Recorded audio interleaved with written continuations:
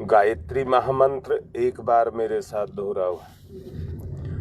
ओम भूर्भुवः स्वः तस्सवितुर्वरेण्यं भर्गो देवस्य धीमहि धियो यो नः प्रचोदयात्। जीवन का उद्देश्य है जीवन को सही दिशा में लगाना। देख ले करो। जीवन की सफलता इसमें है कि जिस उद्देश्य के लिए जीवन हमको मिला है उसी उद्देश्य में उसको लगाया जाए। पिछले दिनों 3 गुणों के बारे में जो आप लोगों को बताया गया था, सतोगुण, तमोगुण और रजोगुण, ये उन गुणों की प्रधानता है कि व्यक्ति अपने आप को किस गुण में लगाता है। ये उन गुणों की प्रधानता है। व्यक्ति का जीवन जो भी चल रहा है उसमें एक चीज का योगदान नहीं है। व्यक्ति का बुद्धि, व्यक्ति का मन, व्यक्ति का समय, व्यक्ति का श्रम जो उसको चलाता है। आप देखते होंगे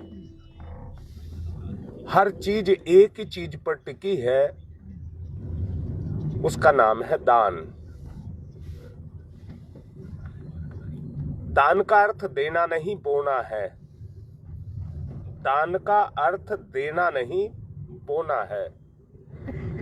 ईश्वर प्रदत्त संपदा है।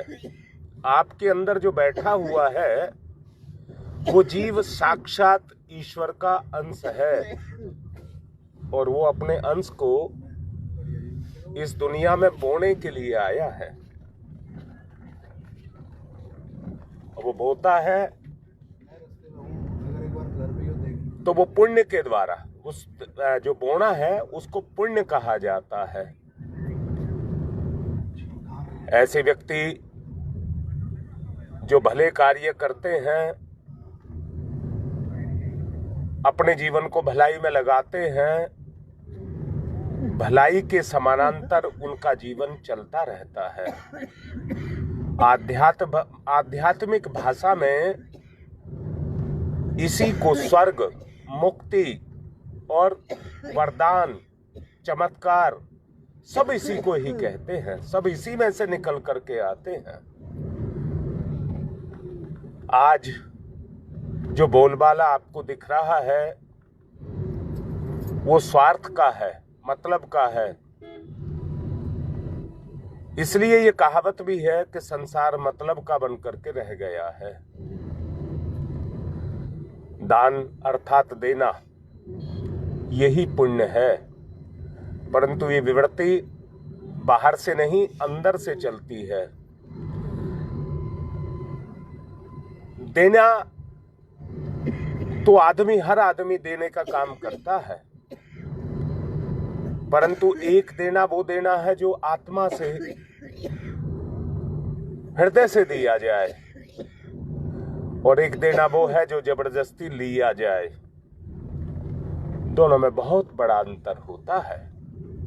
सहज स्वभाव अगर बनता है तो हमारी वृत्ति से ही बनता है।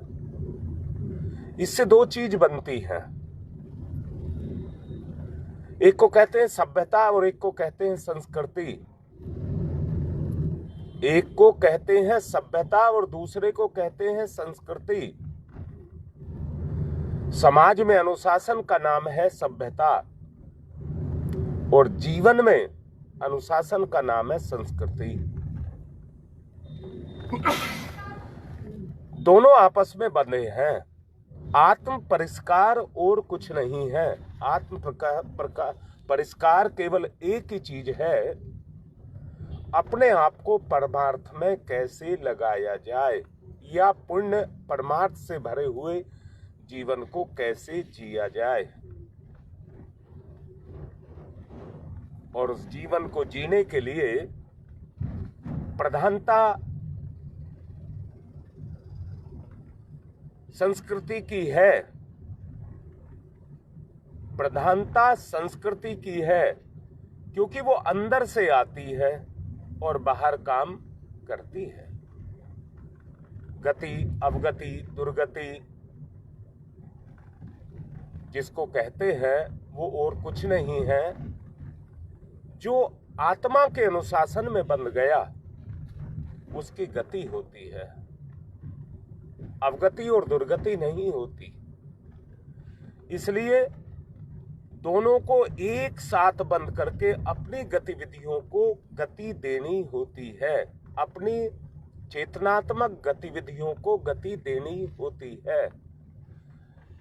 जीवन को अगर पुण्य में लगाना है, अगर जीवन को पवित्र बनाना है, तो वो गंगा में नहा करके पवित्र नहीं, पुण्य कार्य करके पवित्र होता है।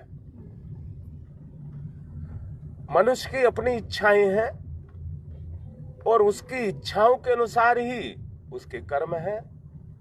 परिस्थितियां कई बार इस प्रकार चयन की जाती हैं कि विपरीत दबाव में व्यक्ति को काम करना पड़ता है और विपरीत परिस्थितियां समय पैदा कर देता है। इसलिए व्यक्ति को उस दबाव को भी झेलना पड़ता है और झेल करके उस दबाव का ही नाम धैर्य है।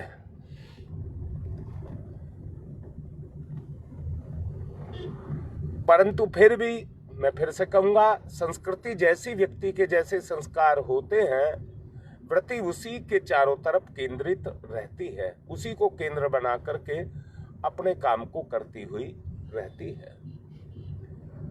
हरिश्चंद्र, कर्ण, दधीची, भामाशाह ये हुए जिन्होंने अपना सर्वस्व दान कर दिया, जिन्होंने अपना सर्वस्व दान कर दिया। क्या उनके सामने विरोध नहीं खड़ा हुआ? मैं फिर से पूछता हूं, जीते जी जो आज आपके पास है वो जीते जी आपका साथ देगा, परंतु सर्वस्व अगर दान कर दिया है तो वो सर्वस्व आपका साथ देगा। स्वर्ग जाने वाले, मुक्ति पाने वाले एक से एक बढ़कर के आत्मसमर्पण करते देखे गए हैं और इतिहास इस बात का गवाह है। भक्ति का एक ही स्वरूप है कि अपनी इच्छाओं, आकांक्षाओं को आराध्य के प्रति समर्पित कर देना, अपने आप को उनके लिए मिटा देना, यही हमारी भक्ति कहलाती है।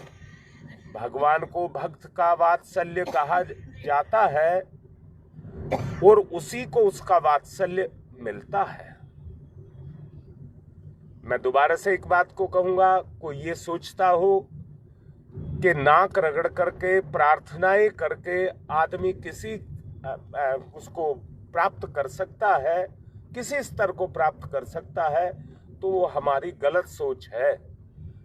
एक ही सोच है कि हमें गिड़गिड़ाने की वृत्ति नहीं, हमें इतना मादा अंदर से होना चाहिए कि अपनी पात्रता के आधार पर कुछ भी करने के लिए हम आमादा हो जाएं। कर्म का फल है जिसको कोई भी नहीं झुटला सकता। विधान, सारा का सारा विधान कर्म फल पर ही टिका हुआ है।